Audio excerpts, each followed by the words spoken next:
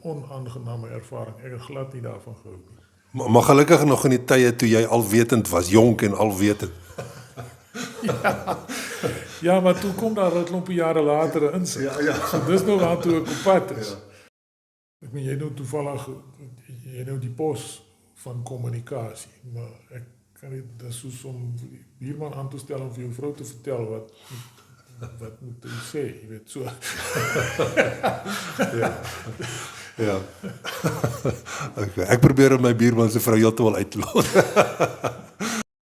En daar was glo ou tannies hier hoor op in die dorp wat gedog het die Filistyne is op ons en hulle het met hulle naggewade gehardloop na die gemeenskapsaal toe vir veiligheid. En Op 'n manier kan 'n mens anders na die ding kyk. 'n Mens kan tot die lewe verskil, nie tot die dood nie. Want niemand is heeltemal reg nie en niemand is ook heeltemal verkeerd nie. Niemand sal die allerinsig ooit hê nie een mens nie, maar tussen mekaar kan ons 'n goeie insig kry van wat die ons Vader se wil met ons is.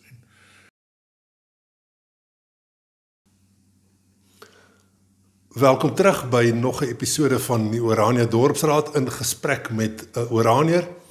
Vandag is ons gas Vanus Bekker wat 'n lang geskiedenis met Orania het en allerlei invloedryke dinge op die dorp doen. So Vanus, vertel ons 'n bietjie van jouself. Hoe lank is jy op Orania en waar kom jy vandaan en so aan?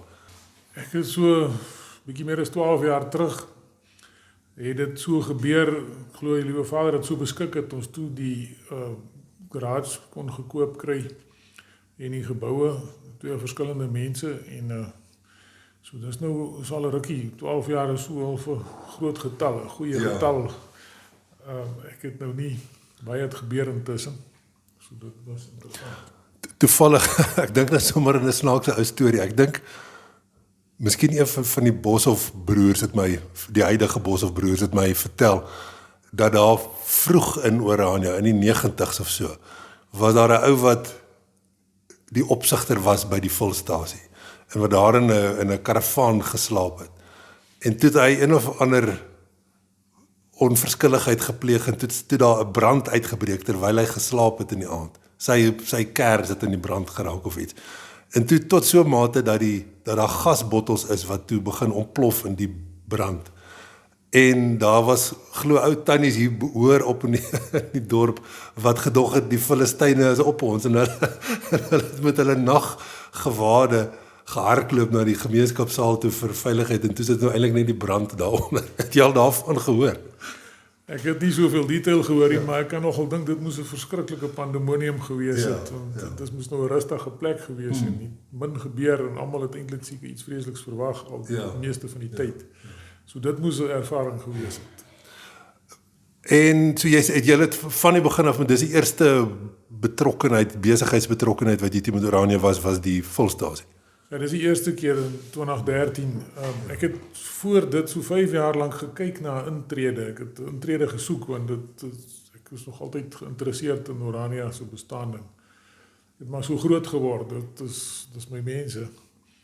Maar ek kon nie 'n intrede kry voor op die spesifieke tyd nie en ek glo dit is so beskik gewees. Ja. En ek sê dink die hele besigheid daar, nie net met die volstasie nie, maar met Knapsak en alles het, behalwe net vir die laaste paar maande wat daar besig is, en eintlik huidiglik 'n klomp veranderinge besig is, het dit ook oor die vorige dekade ook seker baie verander? Ja, ek kan sê, ek het eintlik 'n onderdele winkel en die volstasietjie gekoop as 'n bedryf. Daar was seker maar 'n kookyskas en 'n chipsrak saam met die onderdele gewees. En ek het nog eintlik in Bloemhof gebly, so ek het so eenmal 'n week hiernatoe gependel die eerste ruk. En ek het eintlik in my agterkop het ek 'n ding gehad van 'n rustige aftree werkie of 'n bedryfie wat 'n mens baie oud kan laat word het. Dit was wat in my kop was. Ja. En toe het dit nou glad nie so gebeur. Ja, want dit nou aanvanklik het ek gedink ek sal my penne maklik uitgetrek kry op Bloemhof en dan nou maar rustig hier kon kom vestig. En dit het toe nou nie heeltemal so gebeur nie. En op 'n stadium, 'n hele paar jaar moes ek albei bedrywe saam doen. So ek het nou elke week 'n fotootjie in my gemoed gehad van Suid-Afrika en Orania, Suid-Afrika en Orania. So dit was 'n interessante film wat afgespeel het in my binneste. Ja. Om die vergelyking te beleef het op so 'n manier. Ons het as 'n mens nou in Orania bly en lank hier is, dan dink ek verloor 'n mens 'n bietjie tred met wat buitekant aangaan. Nou, so dit was so snaaks met 'n tussenfase gewees wat ek nou kon beleef het. Toe ek nou meer permanent hier vestig het ek ook weer agtergekom ek word anderster. Dit is asof ek tred verloor met wat buitekant aangaan. En dan kiet nou eintlik penwortels. As jy nou minder met die buitewêreld te doen het. Maar in daai tyd wat ek die tyd wat ek 6 maande lank onderhandel om die transaksie gedoen te kry destyds, maar een keer het ek hier oor die bult gery gekom hier, die Servietpad verby van die kloof se kant af en so onder se kant en dit het sommer so by die kar se venster ingewaai. Ek is nou tuis. So ek sal dit nooit vergeet nie. Dis 'n baie spesifieke boodskap wat ek gekry het van ek is nou tuis hierso. So ek het nog ergens anders omheen te gaan nie, ek is nou hier. Dis baie goed. Ja, ek dink met my relatiewe kort geskiedenis nog in Orania, ek is bly nou amper presies 'n jaar hier, alhoewel ek daarom al 7 jaar terug verblyfreg gekry het. Maar ek het definitief al wortels hier, maar ek weet nou nog nie of ek dit al as 'n penwortel kan beskou nie. Ek wil graag, maar ek dink net dis bietjie miskien voorbarig om na 'n jaar al te beweer ek is ingepenwortel, of kan ek dit maar sê? Ja, maar kyk, 'n penwortel moet mens mos seker eers onder 'n mikroskoop kan sien. Jy sal hom later dan sien, jy hom regtig sien en begin sukkel om uit te trek. Ja. Maar mens weet net jy's hier eintlik op 'n manier wil ek sê my penworteltjie was van die begin af onder 'n mikroskoop sigbaar. Ja. Want ek wou graag hier wees. En so glo ek menige mens so. Waarskynlik jy ook. Ons kom maar net om 'n lewe te maak, om net ietsie op die tafel te sit om te eet en so dalk. En anders kom bietjie meer oor 'n ideologie of 'n beginsel ding of so. Nou, almal van ons moet hier wees. Al twee kante van die spektrum en almal in die middel. So niemand is beter as die ander een nie. Ons is almal nodig hier. Ja. Ja, dit is so, want ek is heeltemal, jy het reg geraai, heeltemal hier vir ideologiese redes. Dis by verre my motivering gewees om te kom om 'n bydrae te maak vir die vrye toekoms van ons Christelike volk, Afrikaner, boere, Afrikaner volk. Maar ek moet onthou in my algemene dag tot dag omgang hier in die dorp, dat almal nie die weelde het om bloot ideologies jou lewe in te rig nie. Daar's realiteite ook en dit is mens moet dit onthou. Ek is gelukkig om dit te kan doen. Maar ook soortgelyk met mense daarop ook onthou dat Orania ook nie maar net nog 'n dorp is met nog 'n werksgeleentheid nie. As 'n ou hier is vir 'n werksgeleentheid, dan moet jy onthou dat jy eintlik ook moet in ag neem dat daar 'n ideologiese komponent aan die dorp is. Mense almal moet mekaar verstaan. En ek mis dit nog op 'n party mense in die dorp wat ek sien wat eintlik eerlikwaar nie veel erg aan die hele Oranje idee het nie. Dis maar net 'n lewe. En wat seker genoodsaak word deur hulle omstandighede dalk, maar dit kan almal baat dink ek om die ideologie in gedagte te hou. Ek dink op 'n manier voel dit vir my die ouens wat ideologiese skuif gemaak het of geloofskuif, hoe jy dit ook al wil sien, is regtig bevoorreg, maar op 'n manier voel dit vir my dis ons ouens se prerogatief, maar is ook amper ons werk om ons taak om vir die ander ouens dit so half oor te dra, want dis nie almal wat oor al die goed dink nie. Ek meen ons mans dink oor ander goed as wat vrouens oor dink en kinders dink oor ander goed as wat jong mense dink en as ou mense dink. So daar moet die hele tyd 'n kruisbestuiving gebeur. Mense kan nie aanvaar almal wat hier aankom is presies dieselfde bestuif nie. En dis eintlik 'n deurgaande proses ons bestuif mekaar op maar met gedagtes.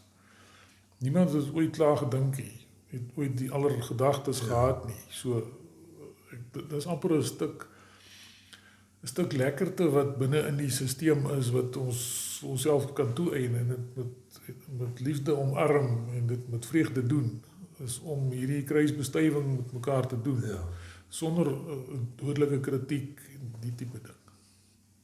Ja, dis iets as kommunikasiebeampte by die dorpsraad, is dit natuurlik iets wat ek baie aan dink, is hoe om die gewone dag tot dag bedrywighede van die munisipaliteit wat gekommunikeer moet word, dit is dus ons hooffunksie, saam te werk met 'n bietjie ideologiese boodskap ook, want dis ook, ek dink seker tot 'n mate my werk as die kommunikasiebeampte om belyning met die Orania idee in die algemene gemeenskap te bevorder en te begrond in ons vryheidsideaal.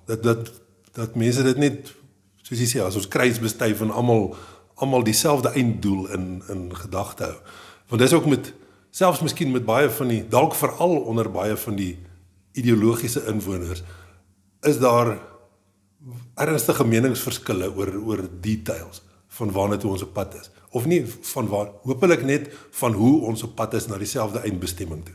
So ek probeer altyd dat, as ek in gesprekke is met mense wat oor sekere dinge nie saamstem nie, laat ons net bevestig, ons is op pad na dieselfde plek toe, né? Ons is op pad na 'n vrye Orania toe. So as dit in plek is, dan kan ons die presiese roete hoe ons daar kom, kan ons met mekaar uitwerk. Ek dink nogal op 'n manier, ek het myself ook al bevind in 'n posisie dat 'n mens baie keer regtig verskil van iemand anderster. En in Suid-Afrika is almal verder van mekaar af. So 'n verskil met iemand daar is nie so vreeslike ding nie. Dit is nooit so krapperig nie. Jy verskil maar die ouens ver, figuurlik gesproke. Ja. Maar ons hier in Orania, ons Afrikaners hierso, wat nou Oraniërs is en word, is soveel nader aan mekaar as wat ons op enige ander plek was aan mekaar. En daar word gesê daar buite, ons Oraniërs stry baie met mekaar, maar ek dink is my net omdat ons nader aan mekaar is, dat dit meer sigbaar is en amper voelbaar en hoorbaar. Maar op 'n manier kan 'n mens anders na die ding kyk. 'n Mens kan tot die lewe verskil, nie tot die dood nie. Want niemand is heeltemal reg nie en niemand is ook heeltemal verkeerd nie.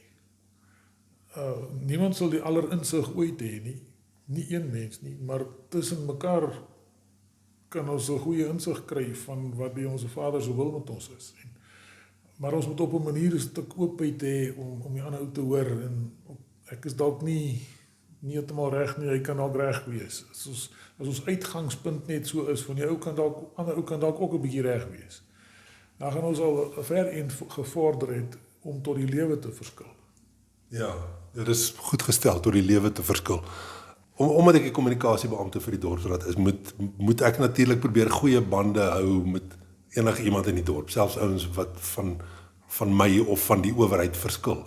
So gelukkig forceer my werk my om altyd te probeer dink om iemand anders die krediet te gee, dat dit ten minste, al is daar ernstige meningsverskille, dat dit met goeie intensies is en dat die bedoeling op die einde is om eerlik in die rigting van die vryheid van ons volk te vorder. So, en in daarom hoop ek kry ek het reg om die hele tyd nie te rigied op my eie standpunt te wees nie, maar om die hele tyd te oorweeg, laat hierdie ouens wat van my verskil, hy doen dit met eerlike bedoelinge. Hy wil regtig waar die beste vir ons gemeenskap en vir ons volk hê. En daarom kan ek nie so doodseker wees dat ek noodwendig reg is nie, want hy is ook 'n ou, soos ek, ook 'n boer, met ook eerlike, opregte bedoelinge, en dis wat hy glo. So ek dink nie een van ons is presies reg nie, soos jy sê. Ek het 'n interessante belewenis in Suid-Afrika nog gehad, vroeër daar. Daar in die Wes-Transvaal besigheid bedryf, en Ek was maar 'n redelike kwaai baas geweest. So ek het maar wou gehad die goed moet maar loop soos wat ek wil hê dit moet loop. Want ek het geglo ek weet hoe. En nou meeste van die werknemers was dan nog anderskleurig ook geweest, maar ek was op 'n stadium toe daar 'n vakbond op die werksplek se vloer verskyn en verteenwoordigers het gekies geraak en dis 'n totale nuwe ervaring vir my gewees, onaangename ervaring. Ek het glad nie daarvan gehou nie. Maar gelukkig nog in die tye toe jy alwetend was, jonk en alwetend. Ja, maar toe kom daar 'n klompie jare later 'n insig. Ja. So dis nou waartoe ek op pad is. So ek het nou regtig myself toe geposisioneer teenoor hierdie vakbond en ek het myself ingegrawe en ek het besluit maar dit kan nie so aangaan nie. Hier kan nie twee baase op hierdie werf wees nie. En so die tyd nou maar gegaan dat die vakbond se effekte op die werksvloer het nou maar afgeneem en totdat dit nou nie meer daar was nie. En ek het, maar dit was nog nie net 'n geveg tot die dood nie. Ek het hier op 'n stadium het ek vir die ouens gesê dit staan mos nie in enige wetgewing dat daar so 'n vergunning is nie, maar ek het vir hulle gesê julle moet besluit wie is julle pa. Is ek julle pa of is die vakbond julle pa? Want as die vakbond julle pa is, dan gaan ek nie vir julle sorg meer nie, dan is julle op julle eie. Dan is dit julle in die vakbond teen my. So verstaan jy die konfrontasie ding waartoe dit gegaan het. Ek dink dit speel baie keer in huisgesinne uit en dan soms tussen mans en vrouens ook. So 'n vreeslike konfrontasie ding. Daai was 'n ekstreme voorbeeld van konfrontasie vir my. En die dinge toe nou naderhand uitgespeel dat hulle wel gekies het om maar vir my as 'n pa in aanhalingstekens te hê dat ek maar vir hulle sorg en dat dit nie so nodig was om nou aan die ander kant toe om te kom nie. Maar 'n paar jaar later toe kom ek tot die insig. Ek weet nie waar dit vandaan gekom het, nie sommer net een dag het die insig gekom.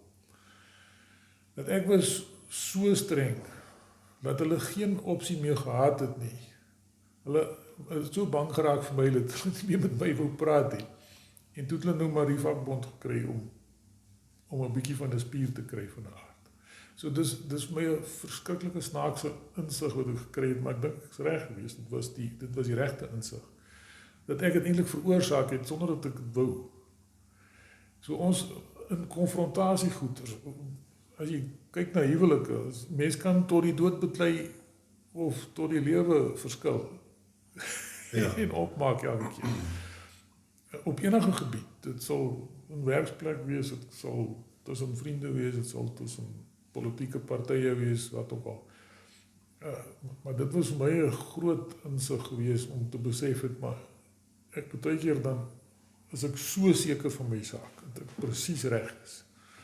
Dat ek so presies verkeerd ook is. Ja. Ja. So dit was vir my 'n openbaring geweest en ek dink ons kan nog op baie keer dit reg kry hierso. Ons kan net nie die ander ou se posisie insien nie. Ons kan net nie agterkom wat sien hy nie. Want baie keer is die forum nie daar om te sê nie. So die grootste verskil op aarde kan eintlik op 'n manier bygeleef word, dink ek, op die stadium. Ek het nie vroeër so gedink nie. As ons net mooi kan hoor waar is die ander ou. En terwyl ons nou almal aan dieselfde kant eintlik is, ons is in dieselfde skram, ons druk, baie keer voel dit of ons teen mekaar druk, maar ons kram tog teen die res. Ja. Uitstekend. So aangesien ons nou almal in dieselfde span speel, en aangesien jy self verklaar het dat jy nooit gaan bedank uit die span uit nie, jy is vir altyd in die span. Hoe voel jy, hoe doen ons span? Is ons as Orania grootendeels op die regte paadjie, bou ons regtig nog na vryheid toe? Kyk, ek dink daar's altyd, solank as wat ons lewe, ons mensdom lewe, sê jy altyd honderde, indien nie meer verskillende opinies kry oor hoe ons behoort te speel en watter kant toe behoort die ding te gaan. Die rugbybal hop ook nog weer verskillende kante toe soos dit hy lus het. Maar ek dink ons sal 'n klomp energie kan spaar. Ons is bietjie minder bietjie minder op mekaar spandeer. Want dit kos 2 ouens om 'n geveg te hê. Een ou kan nie alleen beklei nie. Ja. Dis eers wanneer die ander ou ook terug beklei wat daar 'n geveg is. Figuurlik gesproke nou. Ek kan nie sê en dis waar die term van tot die lewe verskil begin lewe kry is om nie energie te spandeer teen mekaar nie. Dat ons liewer die energie kanaliseer. Een keer het iemand verduidelik, maar as 'n mens nou teen die ander opponent is, dan is dit soos wie jy 2 arms so druk teen mekaar. Partykeer as jy een arm bietjie harder druk, beweeg jy bietjie soontoe. Jy gaan nie eintlik iewers heen nie, maar jy brand kilojoules. So die oomblik as jy wil beweging hê of iets wil hê met iets moet gebeur, moet jy in dieselfde rigting gaan. Dan moet jy rigting verander, nie meer teen mekaar druk. So dis amper die spandering van energie wat vir ons gaan vorentoe vat uit 'n menslike oogpunt. Dis eintlik die Hemelse Vader se beskikking en sy genade wat ons vorentoe vat. Maar ek dink ons kan soveel energie op mekaar spandeer dat ons buitekant sy wil kan beland. Want dis nie wat hy bedoel het nie. Hy het sy riglyne gegee. Sy volk Israel het hy gesê moet hulle maak en as hulle teen mekaar beklei het dit glad nie gewerk nie. Ek sien nêrens in die skrif dat dit enigstens God se goedkeuring weggedra het as mense teenoor mekaar staan. Niemand moet teen sy wil staan nie. Hy laat nie weerstand teen hom toe nie. Maar ons onder mekaar moet nie energie op mekaar spandeer nie. Nou, ek dink die kuns is om uit elke ou se gedagtes saam al die verskillende gedagtes in gedagte te vorm wat nie in lyn is met een iemand se 100% gedagte nie, maar so 70% met almal se. Party ons dalk 30 en die ander 85 sy gelukkig is.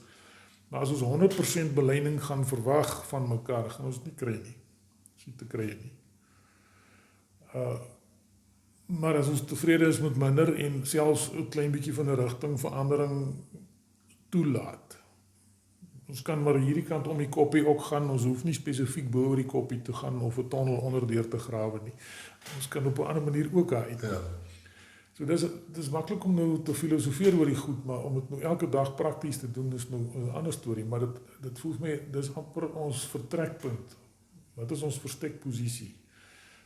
As ek wil hê dit moet op my manier gebeur, dan is dit 'n bietjie regtig moeilik. Baie energieverbruikend en baie stresvol. Maar as 'n mens bereid is om 'n bietjie van 'n toleransie toe te laat vir ons kan dalk so 'n bietjie die kant toe, ons kan 'n bietjie daai kant toe en die ouens net saamvat, dan dink ek nie het ons kan 'n baie goeie effek kry. Ons kan 'n bietjie van 'n beweging kry, 'n bietjie van 'n entoesiasme kan die oomblik as 'n skram beweeg, dan kry jy mos nou spoed, dan skep jy moed. Maar as die skram nou stil staan, dan is dit nou nie so lekker nie. Ja. As jy agtertoe beweeg, is dit nog slegter. Ja. Ek is nou amper 'n jaar by die dorpsraad en in die begin het ek altyd vir baie mense wat sê maar ander idees as die dorpsraad het, eerlik gesê dat wel ek is nog eintlik 'n buitestander. Ek kyk nog met buiteoë, al is ek nou in die dorpsraad. So as mense kritiek lewer, dan kon ek nog dit soort van, sou ek dink, objektief beoordeel. En ek hoop ek kan nog steeds. Maar teen die tyd, nou na 'n jaar en na honderde vergaderings in allerhande baie interessante komitees en besture waar ek gelukkig is om betrokke te wees. Ek sit in op 'n klomp vergaderings waar ek nie 'n sê het nie, maar waar ek net moet weet wat aangaan. So ek is bevoorreg om half op die voorpunt van besluite te wees of om te weet wat daar aangaan. En teen die tyd sou ek al agtergekom het is daar een of ander bedekte motief was, as die owerheid nie eerlikwaar my vryheidsideaal vir ons volk gedeel het en dan sal ek dit al agtergekom het in die tyd. En dit is nie so nie. Daar is 'n opregte strewe na Orania se edel doelwitte toe. Daar is nog in die honderde vergaderings wat ek al was, nou hoë vergaderings, was daar nie een keer naaste by 'n sweempie van iemand wat sê, hoor hierso ouens, kom ons hou dit nou stil, maar eintlik wil ons nie meer regtig dit doen nie. Kom ons vat eintlik, ons hou dit, vat nou maar skelmpies 'n ander pad. Dit is nie so nie. Daar's 'n, of dit reg, ek kan nie nooit sê of dit noodwendig al die besluite reg is nie.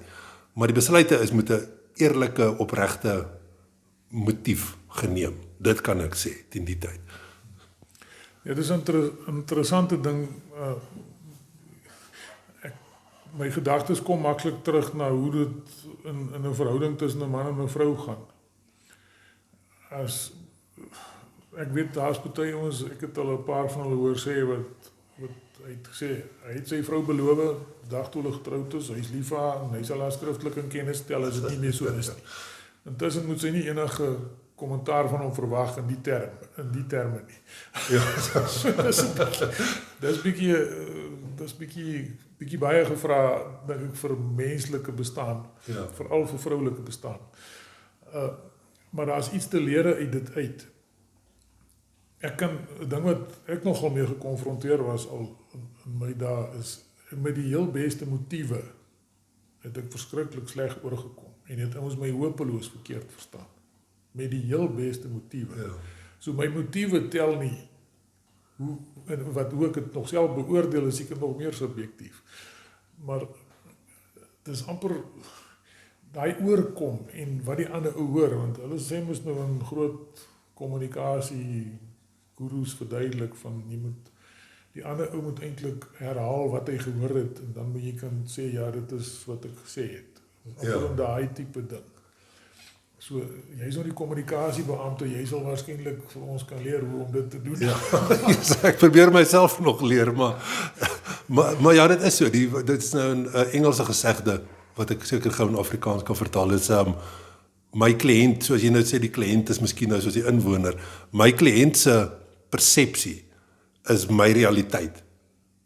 Maar wat dit is, as daar 'n persepsie bestaan, dan is dit die realiteit waarmee ek moet werk. Of dit nou die ware realiteit is nie eintlik die punt nie. Dan moet ek beter kommunikeer sodat hy 'n beter persepsie kry, dat sy persepsie nader aan die regte waarheid is. Ja, dit klink vir my asof persepsie amper direk staan teenoor my bedoeling. Ek kan die beste ding bedoel, ja, maar as die persepsie is dis sleg, dan het ek dit heeltemal verloor. Jy moet daai twee goed bymekaar kry. Ja, dis baie waar. Goeie touché. ek van dit is so. Dit is net vir my die ek dink daarom nog nie dis geregverdig vir party enkelinge met wie ek nou en dan praat, wie se verstekposisie intense agterdog teenoor enige iemand in die owerheid is nie. Nou dit is dalk sy persepsie, maar dit is vir my 'n baie ongeregverdigde persepsie om te hê 'n intense, onverbiddelike agterdog teenoor die motiewe. Of hoe?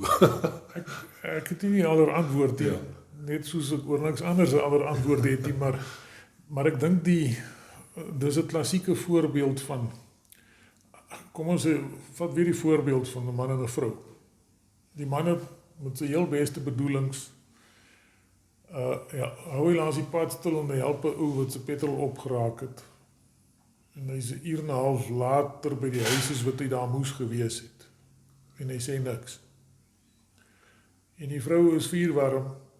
Waar was hy nou? Hy wil nie met haar praat nie. Nou dan was hy nou seker op 'n plek waar hy nie moes gewees het nie. En dan is hierdie wil ek nou seker daarmee heen. Net oor nie weet nie. Nou ek dink baie ouens,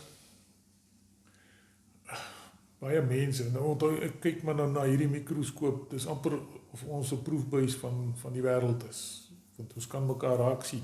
In die wêreld kan jy nie goed nie lekker raak sien nie. Ek dink baie keer is dit ouens wat so verskriklik super negatief is. Het dalk net nie genoeg insig in wat regtig aangaan nie. Maar dit help jy probeer dit, dis amper 'n tipe van 'n openheid wat miskien moet ek jou daai stuk vertel van toe ek by die ouditeure gewerk het. Wat dalk 'n bietjie lig op die ding sal werp. ek het by ouditeerde klerkskap gedoen en op daai stadium het ons baie keer by firmas, dit was eintlik maar die werk gewees is om by firmas en prokureurs en besighede en kerke en so te gaan audits doen eenmal 'n jaar. En die oude klerk, al is dit nou die vernoot se finale verantwoordelikheid, maar die klerke het nou 'n lysie van vrae wat hulle moet vra en dokumente wat hulle moet sien en om 'n opinie te kan vorm of is die goed nou, is die boeke se effek wat dit wys soos dit regtig is.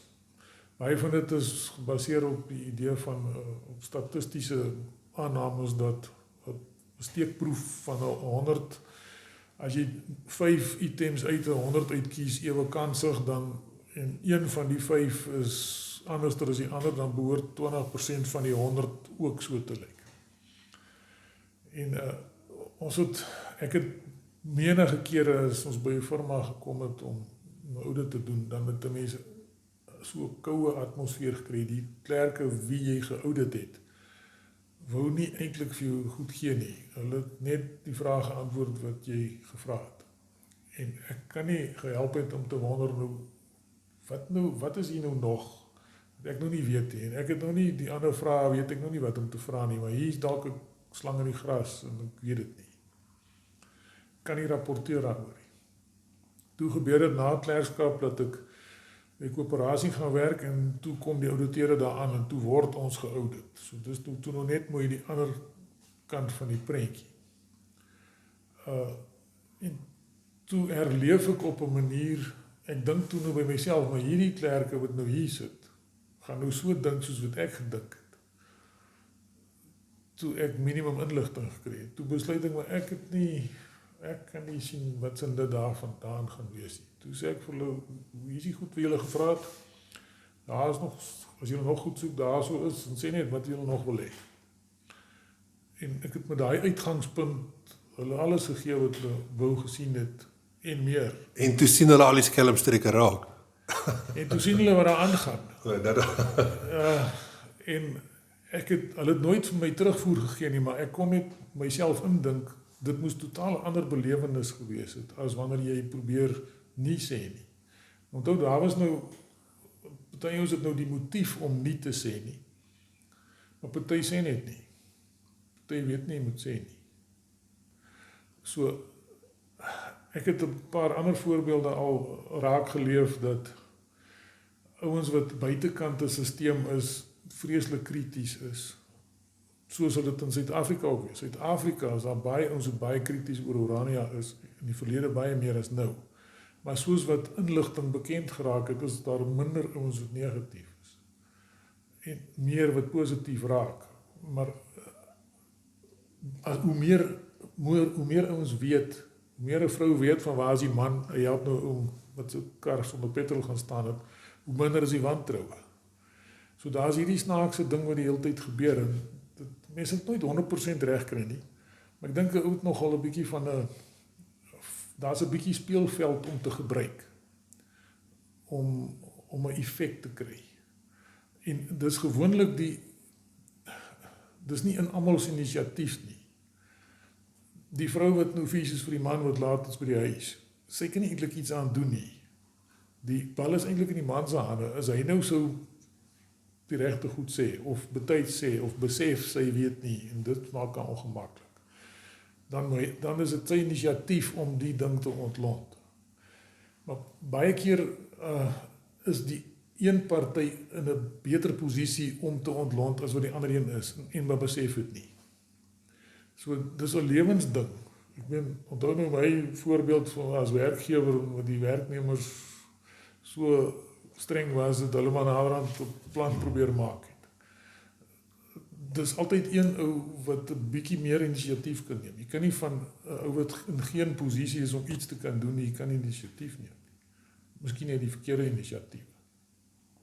So ek het nog steeds baie moed vir, ten spyte van ons 'n bietjie verskillende opinie. Dit sou amper sleg gewees het, ons almal presies dieselfde opinie gehad. Ja. Dit sou dan regtig droewig gewees het. Dan moes ons begin wonder het oor wat mis ons, want ja. Ja, so ek weet jy dit nou seker nie as kritiek op my beskou nie, maar ek vat dit tog as positiewe kritiek wat jy nou gelewer het, dat dit is so, as daar agterdog is oor die werksaamhede van die owerhede, dan kan die persoon wat agterdogtig is, nie eintlik van sy kant af dit oplos nie. Dit hang van ons af om die inligting te gee wat nodig is om nie agterdogtig te wees nie, of om dit ten minste te leef, positief te leef, dat die agterdog sal weggaan aan daai kant. Ja, ek dink ek het nie besef dis wat ek sê nie, maar dis eintlik seker hoe dit uitspeel. Die lewe speel so uit. Ja. Ek kan my besigheid so in die geheim bedryf dat niemand wat my werk enigstens 'n idee het wat aangaan nie, of ek kan dit 'n bietjie oper doen. Party goed kan jy nie oop te sit nie. Ek is eintlik 'n baie privaat persoon en ek wil nie hê mense moet my goed wat naby my lyf is weet nie en van my binnekant van my besigheid weet nie. Maar ek sien mos nou die pendulum, hoe speel hy uit in my eie lewe? Weet hoe, as jy 'n bietjie inligting gee. As my kies te lekker dik opgeblaas is by die werk en ek sê vir niemand, maar hoor hierso, julle mors te veel of die goed is nie betyds nie of julle help nie die kliënte mooi nie. As ek dit nie sê nie, dan is ek net vies. Dan dink hulle die basis vol nonsens. Maar as ek dit sê, dan kom daar so 'n mate van 'n begrip. Ek dink dit sal altyd so wees. Ja, so van die, ek sê dit is alles onderwerpe hierdie wat ek baie mee werk die hele tyd. En ek glo van die dorpsraad se kant af, ek probeer moeite doen om kanale te skep. In die jaar wat ek nou hier is daar 'n klomp nuwe maniere hoe inwoners met ons kan gesels. Behalwe om nog steeds soos altyd net ons in die oë te kom kyk en te gesels, is daar allerlei elektroniese maniere wat nou bygekom het. En ons probeer om baie meer deursigtig te wees met besluite wat geneem word. Met ander woorde, omdat daar 'n geleentheid vir gesels is, bied ons die geleentheid dat mense kan insaal lewer in besluite en ook deur amptelike prosesse en nie amptelike prosesse. En dan wanneer besluite geneem word, ek probeer om die rasionaal agter besluite te kommunikeer, sodat mense al stem hulle nie saam dalk met 'n besluit nie, ten minste kan verstaan hoekom dit geneem is, dat dit nie 'n irrasionele, onregverdigbare besluit is nie, dat daar darm 'n rede is, al is dit nie daai ou se rede nie. So daarmee probeer ek moeite doen en ek hoop, natuurlik kan dit sekerlik nog beter. Ek seker daar's nog steeds baie ouens wat op die dorp wat ten spyte van alles wat reeds in plek is, nog steeds voel dat hulle nie insaai het of motiveringsverstaan dalk nie. So dit kan nog beter, maar ons gaan dit nog beter doen, maar ek glo daar is al definitief in die laaste jare daar al heelwat ekstra kommunikasie, hoop ek, kommunikasiekanale gekom vanuit die dorpsraad. Nee, ek is redelik seker daarvan, dit is definitief so. Want dit is ook onmoontlik vir een mens om dit reg te maak. Dit is amper meer 'n ingesteldheid onder almal. Ja. Wat 'n verskil sal maak of nie maak. Ek meen jy nou toevallig die pos van kommunikasie, maar ek kan dit is soos om die buurman aan te stel om vir jou vrou te vertel wat moet jy sê, jy weet so. Ja. Okay. Ek probeer om my buurman se vrou heeltemal uit te laat. Miskien voor ons al klaar maak, ek weet jy is ook nie net in besigheid betrokke nie. Ek het jou al gesien oulik volksspele doen. Jy kan oor volksspele miskien of algemene Afrikaner kultuur bietjie praat. Hoe sien jy dit? En dit is nou vir my eers snaakse teenstrydigheid. Op 'n manier is ons is nou eintlik die bakermat van Afrikaner is eintlik noodwendig in Orania, maar is asof ons nog nie die bal lekker speel nie. Ons is so half 'n warm patat op 'n manier. Ek was nou blou jare by volksspele betrokke gewees in Suid-Afrika, kan ek maar sê. Maar dit is nogal 'n gesukkel om hier so iets aan die gang te kry. Dit is asof hy nie wil vat nie, maar dit is my Want musiek en beweging is seker maar vir my lekker. Ek hou maar net daarvan. So dit was nogal vir my interessant hoe dat kinders, hoe jonger hulle is, hoe makliker kry hulle dit geleer. Dis asof daar mense so geïnhibeerd raak en selfbewus raak dat hulle, hoe ouer hulle word, hulle al minder en minder probeer en tot net glad nie, net kyk en skaars kyk. So, en dis eintlik, miskien net die ding se beeld, dis weer eens hierdie snaakse wisselwerking tussen bedoeling en persepsie. Daar is 'n moontlikheid, wat ek net in my eie kop uitgewerk het, dat volksspele so eksklusief begin lyk het, want dis, onthou die kleredrag dateer uit die 30er jare seker toe die ouderlinge manelle gedra het en sulke dinge. Dalk is min mense sien kans om die klere aan te trek. Dit lyk net te verskriklik ver terug. Maar dit is eintlik verskriklik lekker om volksspele te speel. Want die woorde vind in die aksiekies gestalte. Dit is amper asof jy demonstreer dit wat die woorde van die liedjie sê. Was een keer by 'n volksdansfees in Nederland gewees en daar het ons agtergekom. Ander ons het lankal geweet, maar ek het nie, dat volksspele is die enigste volksdans aksie in die wêreld waar daar gesing word ook. Die ander dans net op maat van musiek. Al die ander lande. Ja.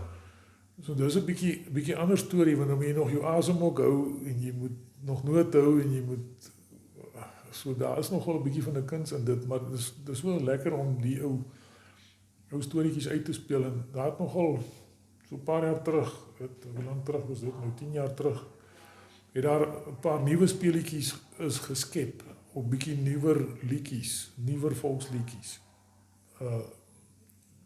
En ek was so 'n bietjie naby daai proses gewees, so die goed het amper 'n bietjie van 'n nuwe ritme gekry wat nie van tevore daar was nie, en dis waarskynlik weer tyd, dat daar weer ietsie moet gebeur, maar nou die mense wat die goed doen is ook maar net 'n handjie vol. So ek dink volksspele is eintlik 'n ding wat ons kortbroeke by 'n braaivleisvuur ook behoort te doen. Ja. Laat dit net 'n bietjie meer na die volk toe kom. Dit moet nie so 'n verskriklike formele ding wees, dis my persoonlike opinie. Ja. Dis goed, en ons neem hierdie nou op tydens Taalweek, want dit gaan waarskynlik eers oor 'n rukkie gepubliseer word, maar miskien omdat ek in Sodom waar ek gebly het, uitgehonger was vir ordentlike suiwer Afrikaner kultuur, is dit vir my so lekker om al hierdie Orania kultuurgeleenthede by te woon, of dit nou die volksliedjie aand is by Gannabos en so, want dit is so oulik. Ek sit die hele tyd daar met 'n glimlag en kyk net vir die mense, vir die jong mense wat dit so geniet in die, dis alles ons mense daai, ons volk, is ons taal. Kijk, ons het, dit is so interessant, by die volksdansfees in Nederland, toe ons daar aangery kom met 'n bus, toe die oomie toerleier het toe nog eers, toe ons daar stilhou het, hy nou eers 'n godsdienstoefeningkie in die bus gehou. Hy het die Bybel gelees en gebid en ons het dink ek nog 'n liedjie ook gesing en hulle daar in daai streekie in Nederland het hulle 'n televisiestasie wat nou vanaf die ding uitgesaai het en hulle het spesifiek melding gemaak van hierdie Suid-Afrikaners wat so konservatief is en wat godsdienst hou saam met hulle kultuurding. Nou op 'n manier is ons kultuur en ons verhouding met ons Skepper en ons bestaan en die feit dat hy vir ons sorg en dat ons hier is en al die goed laat gebeur dat ons hier kan wees, is so in mekaar gevleg. Dis een groot geheel. So die koffie wat ek drink in die oggend en die broodjie wat ek in die aand eet en my geloof en die kultuurgoeders is eintlik die lewe. Dis eintlik hoe dit behoort te wees, dink ek. Ja. Baie goed. Is daar nog iets wat jy wil sê, of is dit eintlik 'n goeie punt om af te sluit? Nee, ek dink ons bestaan in Orania is definitief in die dit kan net wees dat dit die Liewe Vader se wil is dat dit gebeur het. Want dit is net te toevallig dat die Suid-Afrikaanse regering daai tyd vergeet het om Orania in te deel in destydse kiesafdelings en hoe die hofsaak gebeur het op grond waarvan ons amper 30 jaar lank bly voortleef het. En hoe is dit nou moontlik dat die nuwe regering nou eintlik wetgewing aanvaar het waarin ons nou oorlegsone kan kry, asof dit spesiaal vir ons geskryf is. Hoe is dit nou moontlik dat nog nie een bedreiging van buite af ons kon iets aandoen nie. Dis net so onwaarskynlik as wat God se volk niks oorgekom het, ek sê niks in aanhalingstekens, maar in kern altyd onder sy beskerming was.